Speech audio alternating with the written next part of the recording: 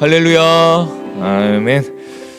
자, 하나님의 말씀을 함께 나누도록 하겠습니다. 오늘 하나님의 말씀은 사사기서 말씀을 함께 보겠습니다. 자, 사사기 16장을 함께 보도록 하겠습니다. 사사기 16장 1절부터 22절까지 사사기 16장 1절부터 22절까지. 오늘 이 밤에는 사사기에 등장하는 사사 삼손의 삶과 신앙, 그리고 그에게 베푸시고 또 우리를 향하신 그 하나님의 은혜와 뜻을 함께 나누어 보고자 합니다. 자, 1절부터 22절까지의 말씀을 교독해서 읽도록 하겠습니다. 제가 먼저 읽겠습니다. 삼손이 가사에 가서 거기서 한 기생을 보고 그에게로 들어갔더니 그들이 곧 그를 애워쓰고 밤새도록 성문에 매복하고 밤새도록 조용히 하며 이르기를 새벽이 되거든 그를 죽이리라 하였더라. 삼손이 밤중까지 누워있다가 그 밤중에 일어나 성 문짝들과 두 문설주와 문 빗장을 빼어가지고 그것을 모두 어깨에 메고 헤브론 앞산 꼭대기로 가니라.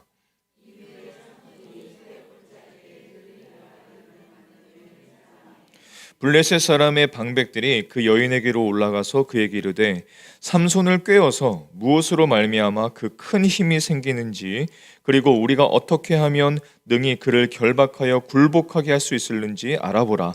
그리하면 우리가 각각 은 1,100개를 내게 주리라 하니,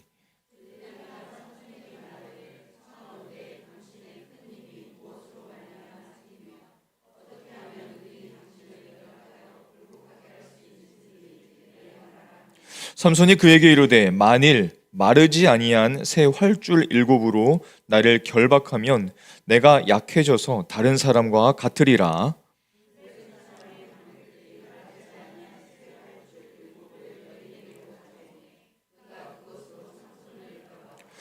이미 사람을 방 안에 매복시켰으므로 삼손에게 말하되 삼손이여 블레셋 사람들이 당신에게 들이닥쳤느니라 하니, 삼손이 그 줄들을 끊기를 불탄 삼시를 끄듬같이 하였고 그의 힘의 근원은 알아내지 못하니라.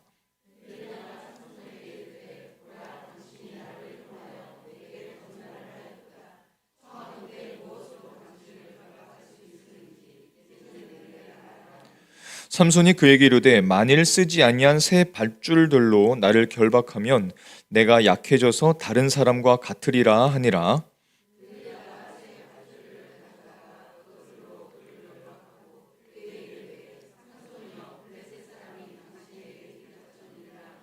삼손이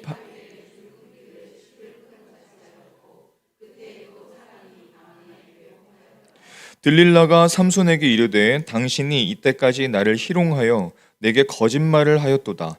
내가 무엇으로 당신을 결박할 수 있을는지 내게 말하라 하니, 삼손이 그에게 이르되 그대가 만일 나의 머리털 7가닥을 배틀의 날실에 섞어 짜면 되리라 하는지라.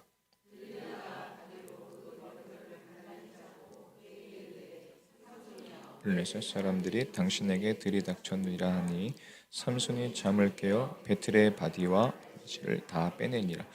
들릴라가 삼손에게 이르되 당신의 마음이 내게 있지 아니하면서 당신이 어찌 나를 사랑한다 하느냐.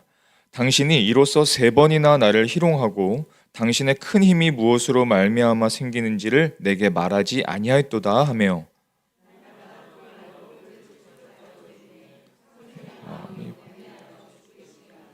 삼손이 진심을 드러내어 그에게 이르되 내 머리 위에는 삭도를 대지 아니하였나니 이는 내가 모태에서부터 하나님의 나실인이 되었음이라. 만일 내 머리가 밀리면 내 힘이 내게서 떠나고 나는 약해져서 다른 사람과 같으리라 하니라.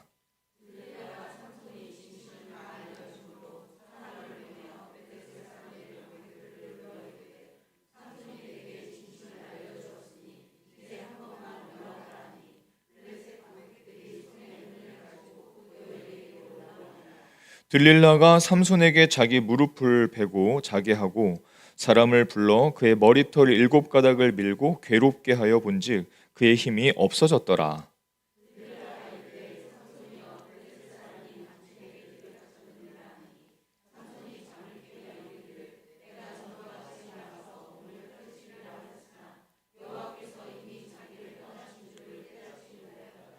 블레셋 사람들이 그를 붙잡아 그의 눈을 빼고 끌고 가사에 데려가 노줄로 매고 그에게 옥에서 맷돌을 돌리게 하였더라.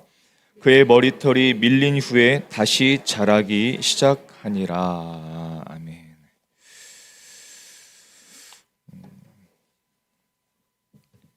굉장히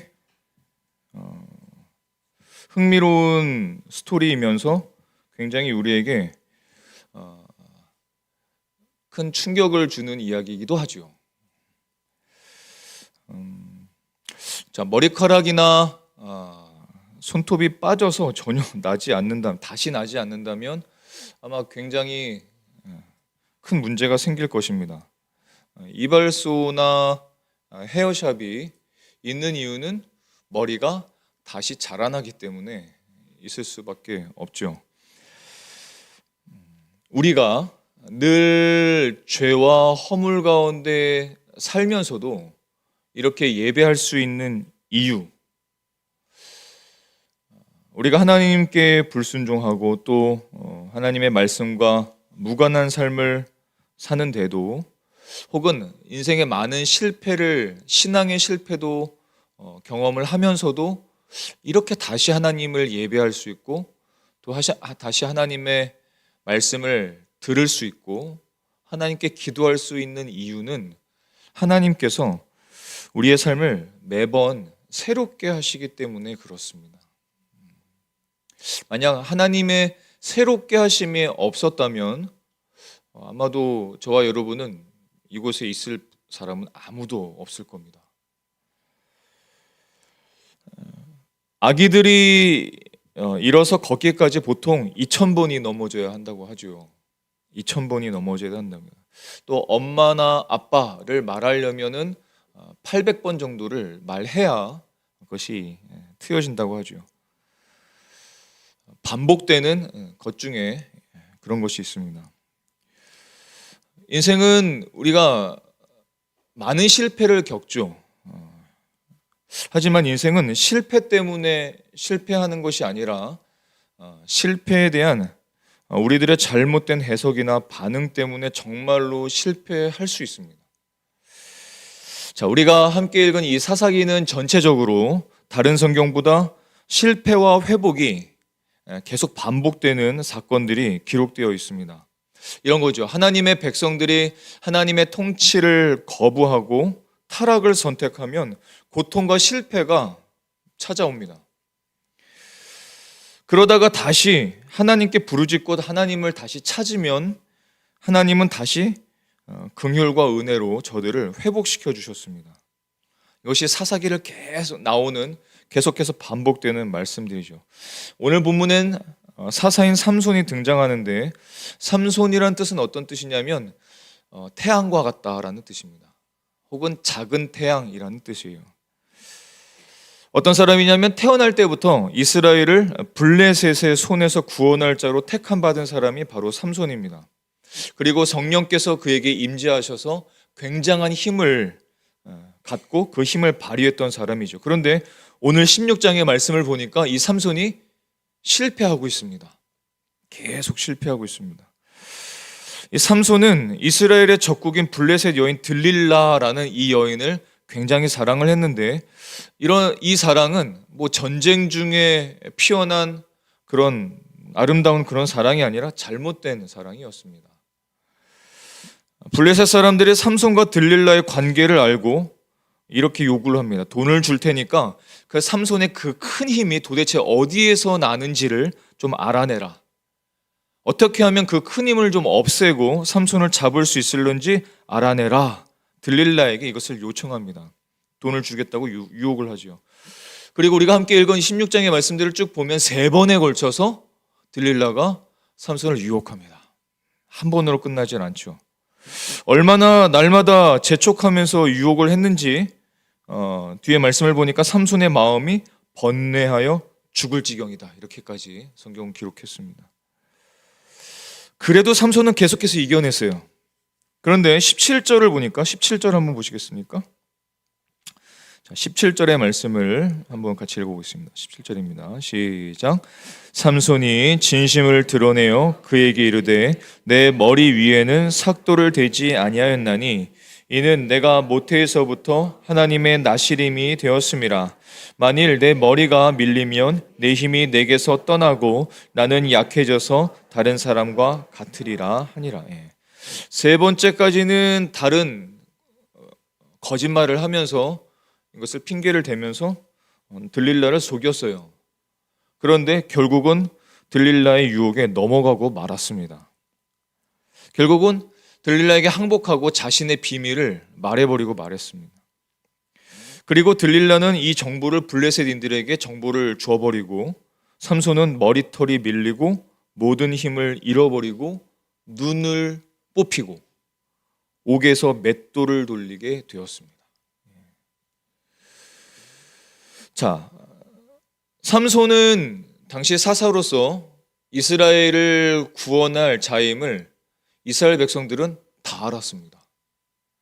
삼손이 옥에 갇혀서 맷돌을 돌릴 거라고 생각을 못했을 거예요. 그런데 삼손은 실패했습니다. 옥에 갇혔고 적군에 의해서 맷돌을 돌렸습니다. 눈이 뽑혔죠. 사람들은, 그 당시의 모든 사람들은 하나님의 이 구원의 역사, 이스라엘을 구원하시려는 하나님의 역사가 이제 멈췄다, 하나님도 실패했다, 삼손은 실패했다라고 여겼습니다. 자, 그런데 오늘 읽은 마지막 말씀을 보니까 굉장한 반전이 일어나죠. 자, 마지막 말씀 22절의 말씀을 같이 한번 읽어보겠습니다. 22절입니다. 시작. 그의 머리털이 밀린 후에 다시 자라기 시작하니라. 머리털이 어떻게 되었어요? 다시 자라기 시작했습니다. 그리고 16장이 끝납니다. 요즘 영화를 많이 보신 분들은 아시겠지만 다 이야기가 끝난 다음에 마지막에 반전을 확 일으키죠. 다시 자라기 시작하니라. 그 말로 끝나는 게 아니죠. 그 이후의 역사를 상상하게 만듭니다. 그렇죠. 다시 그의 머리털이 자라났다는 것은 그의 힘이 다시 회복되는 것을 말해주고 있죠. 하나님의 구원의 역사가 끊이지 않았다는 것을 그 한 줄로 보여주는 겁니다. 다시 하나님께서 기회를 주시고 다시 삼손뿐만 아니라 이스라엘 백성들에게 소망이 생겼다, 다시 희망이 생겼다, 다시 기회가 주어졌다는 것을 말씀해 주고 계신 겁니다. 자, 이 사건은 궁극적으로 예수님의 죽으심과 부활을 예표합니다. 성경의 모든 사건은 예수님의 죽으심과 부활을 예표할 수밖에 없습니다. 왜냐? 성경은 예수님을 증거하는 책이거든요. 예수님이 죽으셨을 때 예수님의 사역, 하나님 나라는 끝났다라고 제자들마저도 생각했습니다. 흩어졌어요. 배신했습니다. 그러나 하나님의 나라는 끝나지 않았습니다. 계속되었습니다. 예수님께서는 3일 만에 부활하셔서 다시 하나님의 역사를 이루어 가셨습니다. 이 사사기의 말씀은 결국은 예수 그리스도를 보여줍니다. 동시에 이 이야기는 우리에게 굉장히 중요한 두 가지 교훈을 주고 있습니다. 이 두 가지 교훈을 함께 나누고자 합니다. 첫 번째 교훈은 이것입니다. 우리가, 하나님의 백성이 세상을 사랑합니다. 세상을 사랑하면 세상의 공격을 받게 됩니다. 삼손이 그랬습니다. 여러분, 예전에 일본에서 한 가족이 골프장에서 골프를 치는데 갑자기 그 골프장의 땅이 확 내려앉더니 6m가 확 가라앉았어요. 6m가 확 가라앉는 바람에 사람들이 죽는 사고가 일어났었습니다. 그런데 그 사고를 조사해 보니까 그 사고가 갑자기 일어난 것이 아니었습니다. 그 밑에 무엇이 흐르고 있었냐면 지하수가 흐르고 있었습니다. 지하수가 흐르고 있었는데 지하수로 오래된 침식이 일어나서 그것이 무너져 내렸던 것이죠. 한순간에 무너져 버린 것 같았지만 사실은 그 속에서 계속 무너지고 있었다는 뜻입니다. 무슨 말이에요? 삼손의 실패는 들릴라에게서 나타났지만 삼손의 실패는 그 이전부터 조금씩 계속 일어났다는 뜻입니다. 자, 사사기 16장 1절 말씀을 같이 보겠습니다. 1절입니다. 1절 시작. 삼손이 가사에 가서 거기서 한 기생을 보고 그에게로 들어갔더니, 들릴라를 만나기 전에 이미 가사에 가서 한 기생에게로 들어갔다는 뜻입니다. 삼손이 기생에게로 들어갔다고 하는 것인데, 가사란 지역은 어떤 지역이냐면 적국인 이 블레셋, 이 지역의 쫙 깊숙한 곳입니다. 무슨 말이냐면 삼손이 힘이 있잖아요. 힘이 있으니까 자신의 힘을 믿고 적국 깊숙한 곳에 가서 잠시 세상을 즐기려 했다는 뜻입니다. 들릴라에게 유혹되기 전에 이미 그렇게 삶을 살고 있었다는 거예요. 이미 삼손의 실패는 들릴라에게서 나타났지만 이전부터 시작되었다는 뜻입니다. 고린도서 10장 22절의 말씀을 보면 그런즉 선줄로 생각하는 자는 넘어질까 조심하라. 잠언 16장 18절의 말씀을 보면 교만은 패망의 선봉이요 거만한 마음은 넘어짐의 앞잡이니라 하셨습니다. 나는 교회를 다니니까, 나는 이 공동체 안에 있으니까, 나는 하나님을 예배하니까 하면서 계속 지하에 흐르는 이 지하수처럼, 그래서 계속 침식을 일으키는 것처럼 우리가 우리 마음속으로 계속 그것을 만들어가는 삶을 살 수 있다는 거예요. 근데 그것이 어느샌가 갑자기 무너져 내린다는 뜻입니다. 우리가 세상을 사랑하는 경우가 굉장히 많죠. 세상을 사랑하면 세상이 나를 보호해 주는 것이 아닙니다. 내가 세상을 사랑하면 세상이 나를 보호해 주는 것이 아니라 오히려 나를 유혹하고 공격합니다. 누구처럼? 들릴라처럼. 그렇게 공격을 해요. 그리고 이 공격은 한 번으로 끝나질 않습니다. 계속 반복이 돼요. 자, 그런데도 1절부터 3절까지에 있었던 이 일, 삼손은 이 사건을 잘 넘긴 것처럼 보였지만 4절부터 시작된 이 들릴라의 유혹이 나타나죠. 삼손은 제가 좀 전에 말씀드린 것처럼 작은 태양, 태양과 같다라는 뜻인데, 이 들릴라의 뜻은 어떤 뜻이냐면 밤의 여인, 매달린 자라는 뜻입니다. 즉 무슨 뜻이냐면 밤의 여인이 작은 태양을 무너뜨리고 끝까지 매달려서 삼손의 비밀을 알아내었다는 뜻입니다. 처음에는 이 삼손이 잠깐 자신의 힘을 믿고 잠깐 세상을 즐기려고 했는데 이제는 어떻게 되었냐면 세상에 깊이 빠져버려서 세상 없이는 살 수 없는 사람이 되고 만 것입니다. 그리스도인으로 살고 있지만 여러 가지 중독이나 여러 가지 기쁨에, 세상의 기쁨에 매료되어 있는 인생들이 많지요. 당장 그렇게 사는데도 별일이 일어나질 않아. 당장은 괜찮은 것 같아요. 내가 이렇게도 해보고 저렇게도 해봤는데 별 큰일이 일어나지도 않아. 그냥 인생이 평탄해 보여. 역시 난 하나님 안에 있구나. 하나님 나를 보호하시는구나 하면서 그 일을 계속한다는 겁니다. 근데 그것이 나를 계속 침식시키고 있다는 뜻입니다. 여러분, 만약에 마귀가 여러분에게 갑자기 나타나서, 우리에게 나타나서 지금 당장 하나님을 떠나! 라고 말한다면 여기 계신 분들 중에 한 분도 떠날 사람은 없을 겁니다. 그런 말을 듣고 갑자기 하나님을 떠날 사람은 없을 거예요. 오히려 그런 사단의 유혹을 받는다면 오히려 하나님 앞에 기도하고 내가 이길 수 있도록 도와주십시오라고 기도하고 예수님께 나아갈 겁니다. 그런데 마귀는 절대 그런 식으로 우리를 유혹하지 않습니다.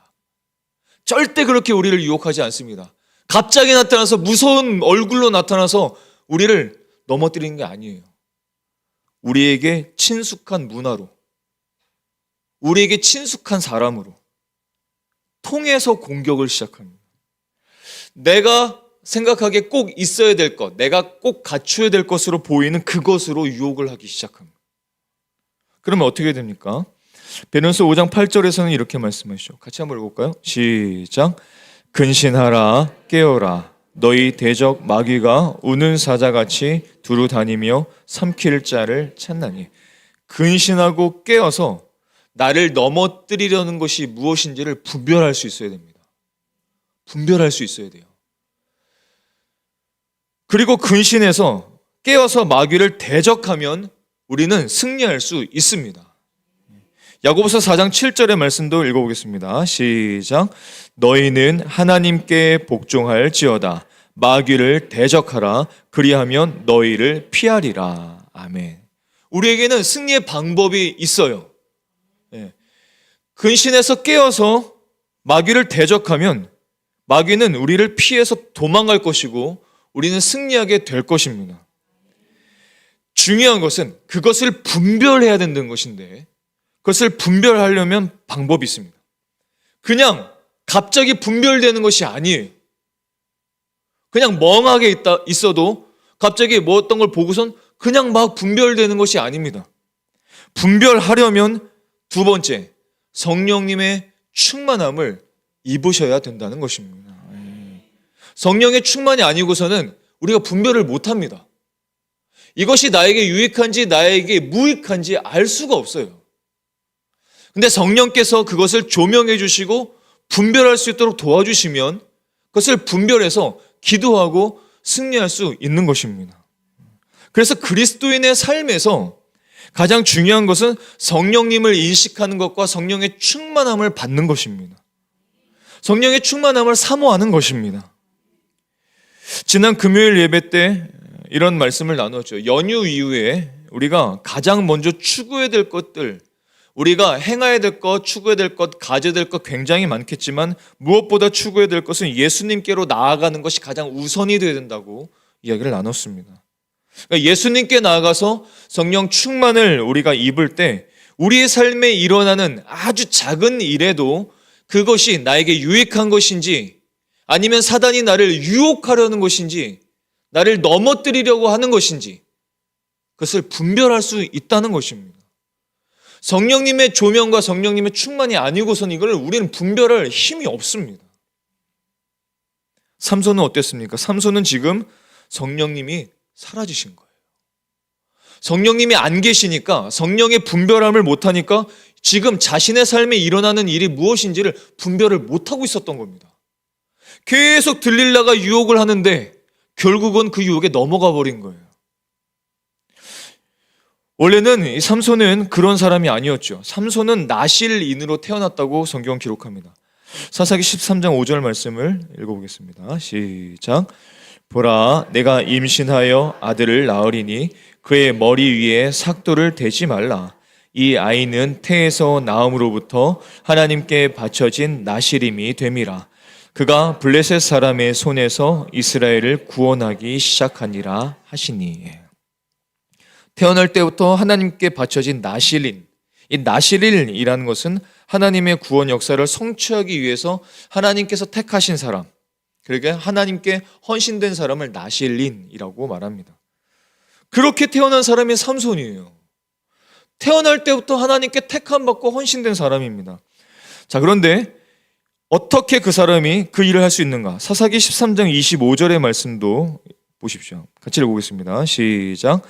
소라와 에스타올 사이에 마하네단에서 여호와의 영이 그를 움직이기 시작하셨더라. 아멘. 삼손에게 복을 주시고 그를 움직이기 시작하신 분이 누구냐면 여호와의 영, 하나님의 영, 성령님이셨다는 것입니다. 그냥 태어난 것이 아니라 그가 그에게 주어진 사명을 감당하기 위해서 성령님께서 임하셔서 성령님께서 그를 움직이기 시작했다는 뜻입니다. 그러니까 성령께서 역사하셨기 때문에 삼손은 큰 힘을 가질 수 있었던 것이고 그 구원의 역사를 베풀 수 있었던 사람이었어요. 자, 그리고 사사기 14장 6절의 말씀도 같이 읽어보겠습니다. 자, 시작. 여호와의 영이 삼손에게 강하게 임하니 그가 손에 아무것도 없이 그 사제를 염소 새끼를 찢는 것 같이 찢었으나 그는 자기가 행할 일을 부모에게 알리지 아니하였더라. 굉장한 힘이죠. 근데 이것도 여호와의 영이 삼손에게 임했기 때문에 가능한 일이었습니다. 자, 사사기 14장 19절의 말씀을 제가 읽어보겠습니다. 여호와의 영이 삼손에게 갑자기 임하심에 삼손이 아스글론에 내려가서 그곳 사람 30명을 쳐 죽이고 노략하여 수수께 깊은 자들에게 옷을 주고 심히 노하여 그의 아버지의 집으로 올라갔다. 그것도 여호와의 영이 임했기 때문에 이 일을 할 수 있었던 거예요. 여기서도 여호와의 영이 삼손에게 임하시매라고 기록을 합니다. 자, 또 사사기 15장 14절의 말씀은 우리 같이 읽어보겠습니다. 시작. 삼손이 레이의 이름에 블레셋 사람들이 그에게로 마주 나가며 소리를 지를 때 여호와의 영이 삼손에게 갑자기 임하심에 그의 팔 위에 밧줄이 불탄 삼과 같이 그의 결박되었던 손에서 떨어진지라. 그러니까 이 삼손이 그 힘을 다 발휘할 수 있었던 모든 힘의 배경엔 여호와의 영, 성령님이 계셨기 때문에 그 일을 할 수 있었던 것이죠. 그의 모든 힘의 근원, 그의 모든 삶의 분별의 근원은 무엇이냐면 바로 여호와의 영, 성령님이셨다는 것입니다. 자, 그런데 오늘 본문 20절을 보면 이렇습니다. 들릴라가 이르되 삼손이여 블레셋 사람이 당신에게 들이닥쳤느니라 하니 삼손이 잠을 깨며 이르기를 내가 전과 같이 나가서 몸을 떨치리라, 내가 그 큰 힘을 펼치리라 하였지만 여호와께서 이미 자기를 떠나신 줄을 깨닫지 못하였더라. 여호와의 영, 성령님께서 자기를 떠나신 줄을 지금 삼손은 깨닫지 못하였더라라고 말합니다. 삼손에게서 성령님이 떠나셨고 그는 힘을 잃었습니다. 그 굉장한 힘을 잃고 말았습니다. 그런데 그 힘을 잃어버린지도 그는 깨닫지를 못하고 분별하지 못하고 있었던 겁니다. 자, 여기서 일단 삼손과 우리와의 차이점은 있습니다. 다른 점은 있습니다. 성령님은 믿는 자 안에서 떠나가지 않으십니다. 자, 그러나 항상 충만하게 역사하시는 것은 아닙니다. 그리스도인 안에서 성령님은 떠나가시지 않습니다. 결코 우리를 버리시지 않습니다. 한번 그리스도인이 되면, 한번 성령님이 내 안에 임하시면 성령님은 나를 떠나시지 않으세요. 그것은 하나님께서 약속하신 것입니다. 하지만 성령님은 내 안에 계시지만 성령의 충만으로 역사하실 때가 있고 성령의 역사가 소멸될 때도 있습니다. 항상 충만하게 역사하시는 것이 아닌 거예요. 삼손의 이 실패는 우리의 그 모습을 미리 보여주고 있는 겁니다. 삼손에게서는 성령님이 떠나가셨지만 우리에게서는 성령님의 역사가 소멸되는 것을 보여주고 있는 거예요. 왜냐? 이유가 크게 두 가지가 있습니다. 삼손에게서 성령님이 떠나가신 이유 크게 두 가지가 있는데, 하나는 무엇이냐면 그의 분냄이었습니다. 그의 노함이었습니다. 그리고 두 번째는 거짓이었습니다. 이 두 가지, 분냄과 거짓, 한번 때려볼까요? 분냄과 거짓. 삼손의 분냄과 거짓이 성령님을 근심하게 만들었고 성령님이 떠나가셨던 거예요. 그래서 에베소서 4장 30절에서는 하나님의 성령을 근심하게 하지 말라라고 말씀하셨습니다. 우리가 하나님을 근심하게 할 때 성령의 역사가 소멸되기 때문에 그렇습니다. 그래서 에베소서 4장 26절에서 27절까지는 분을 내어도 죄를 짓지 말며 해가 지도록 분을 품지 말고 마귀에게 틈을 주지 말라라고 말씀했습니다. 그리스도인의 성숙, 그리스도인의 삶, 성령의 충만을 방해하는 가장 큰 장애물이 우리는 어떤 큰 죄라고 여기죠. 어떤 큰 죄를 저질렀을 때에 일어나는 것이라고 생각하지만 그렇지가 않습니다. 오히려 성령의 충만을 방해하는 첫 번째 삼손이 우리에게 알려주는 것은 분냄입니다. 분내는 거예요. 분노를 처리하지 못하면 성령의 역사가 소멸되는 삶을 이렇게 살아간다는 겁니다. 분노를 처리하지 못하면 아무리 오랫동안 교회를 출석해도 그 삶을 보면은 유아기적 행동을 반복하는 경우들이 굉장히 많이 있습니다. 어린아이의 특성이 뭐예요? 시도 때도 없이 감정을 폭발하는 겁니다. 왜요? 그 안에 이 분을 해결하지 못해서 그렇습니다. 아까 에베소서 4장 말씀에 해가 지도록 분을 품지 말라고 왜 하셨을까요? 분을 풀지를 못하면 사단이 그 분노를 통해서 우리 마음을 지배하기 때문에 그렇습니다. 성령님의 지배를 받아야 될 사람이 마귀의 지배를 받게 되는 것이죠. 성령의 인도하심을 받아야 되는데 성령의 역사가 소멸돼 버리고 분별하지 못하게 되는 것입니다.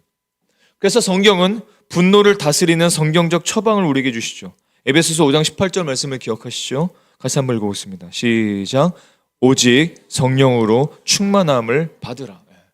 삼손의 실패의 원인은 분냄이었고 그래서 성령께서는 떠나가셨습니다. 우리에게서 성령의 역사가 소멸되지 않도록 하는 것은 바로 딱 한 가지 방법입니다. 성령의 충만함을 사모하실 수 있기를 바랍니다. 성령의 충만을 사모하고 성령 충만하게 될 때 성령의 도우심으로 우리는 분노를 다스릴 수 있고 성령의 역사는 소멸되지 않을 수 있습니다. 삼손의 실패의 이유 두 번째는 무엇이냐면 거짓이었습니다. 여러분, 거짓과 얼만큼 친하신지요? 들릴라가 재촉을 했을 때 분명 삼손은 3번이나 들릴라를 속였습니다. 들릴라를 속였다는 것에 대해서 여러분 어떻게 생각하시는지요? 잘 속였다고 생각하시는지요? 자신의 비밀을 감추기 위한, 하나님의 비밀을 감추기 위한 목적으로 그 거짓을 이야기했지만 분명 그것은 거짓이었습니다. 여러분, 들릴라가 유혹을 했을 때 삼손은 어떻게 해야 됐을까요? 하나님께 이 문제를 들고 나아가야 했었습니다. 하나님께 이 문제를 들고 나아가서 주님, 지혜를 주십시오 라고 했었어야 됩니다. 이 유혹을 내가 어떻게 이기면 좋겠습니까? 라고 물었어야 됐습니다. 하나님께 지혜를 구하고 그 지혜로 이 문제를 해결해야만 했었습니다. 그런데 삼손은 그냥 거짓으로 무마해 버렸던 것이죠. 그 거짓이 선의를 위한 거짓일수록 보이겠지만 전혀 그렇지는 않았던 겁니다. 삼손의 실패의 큰 원인 두 가지는 하나는 분냄이었고 두 번째는 거짓이었던 거예요. 하나님께 만약 이 문제를 들고 하나님께 나아가서 기도하고 주님께 지혜를 구했다면 주님께서는 그 지혜를 주셨을 것입니다. 가르쳐 주셨을 거예요. 가르쳐 주셔서 이 문제를 어떻게 해결해야 될지를 알려주셨을 것입니다. 근데 삼손은 몸에 배인 대로 그냥 거짓말을 해버렸던 거예요.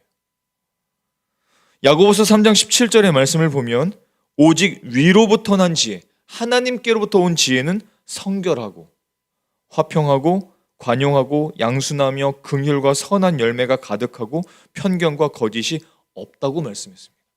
따라서 삼손이 했던 이 거짓, 이것은 하늘로부터 온 지혜가 아니었던 겁니다. 하늘로부터 온 지혜가 아니었던 거예요.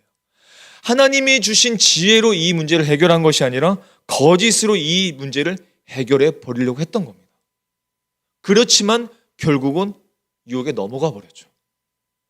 하나님으로부터 온 지혜로 이 문제를 해결했다면 거짓말을 하지 않았을 뿐더러 들릴라에게 유혹을 넘어가지 않았을 겁니다. 하지만 거짓으로 그 문제를 자꾸 해결해봤지만 해결이 결국은 안 됐던 것이죠. 거짓은 그리스도인의 방법이 아닙니다. 그리스도인의 방법이 아니에요. 삼손의 실패는 분냄과 거짓 지혜였고 결국은 여호와의 영도 떠나신 결과로 이루어지게 되었습니다. 삼손이 보여주는 실패의 삶, 우리에게 무엇을 교훈해 주나요? 분냄과 거짓으로부터 떠나라는 것입니다. 떠나야 됩니다. 자꾸 떠내려고 해요. 분냄 대신에 성령의 충만을 구하고 성령의 충만을 구하면서 우리 안에는 거짓을 자꾸 떠나보내야 됩니다. 우리 안에 거짓이 얼마나 많은지 아십니까? 우리는 태어날 때 거짓을 안고 태어난 인생들입니다. 죄와 사망 가운데 태어났죠. 예수님을 믿기 전에 태어났기 때문에 모든 사람은 거짓이 몸에 배어 있습니다. 그 몸에 배어 있는 것이 그리스도인으로 살 때에도 자꾸 여기서 드러나는 겁니다. 자꾸. 여기서 갑자기 드러나는 거예요. 갑자기 나오는 겁니다. 문제를 해결할 때 거짓말로 그냥 끝내버리려는 거예요. 그래서 삼손은 넘어졌던 것입니다. 이 삶을 우리에게 가르쳐 주시는 거예요.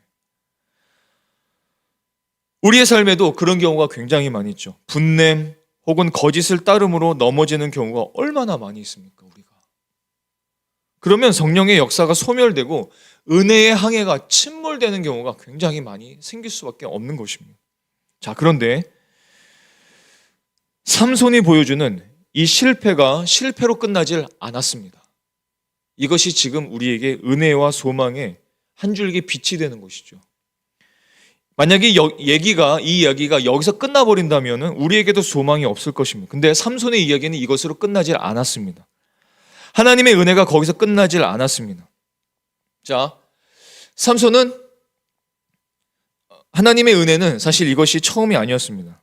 삼손이 이 일 전에 나귀 턱뼈로 블레셋 사람 1000명을 죽이는 엄청난 일을 했습니다. 그런데 이 일이 끝나자마자 목이 심히 말라버렸어요. 목말라버렸습니다. 그리고 하나님께 목말라서 부르짖었을 때 하나님께서 레이라는 곳에 한 우묵한 곳을 터뜨리시고 그곳에서 물을 솟아내게 하셨죠. 그곳이 어디냐면 엔핫고레입니다. 엔핫고레. 그 샘 이름이 엔핫고레죠. 그래서 이 물을 마시면서 삼손이 회복되었습니다. 삼손은 실패해버릴 수도 있었지만 하나님께서 회복을 경험하게 하셨죠. 자, 그런데 그것을 경험했지만 삼손은 지금 또 넘어진 겁니다. 오늘 삼손을 보세요. 21절의 말씀을 보니까 블레셋 사람들이 그를 붙잡아 그의 눈을 빼고 끌고 갓에 내려가 노줄로 매고 그에게 옥에서 맷돌을 돌리게 하였더라. 그 은혜를 경험했지만 엔핫고레에서 샘을 마시면서 그 물을 마시면서 회복되었고 하나님의 역사를 경험했지만 우리의 인생이 그런 것처럼 삼손도 또 넘어진 겁니다.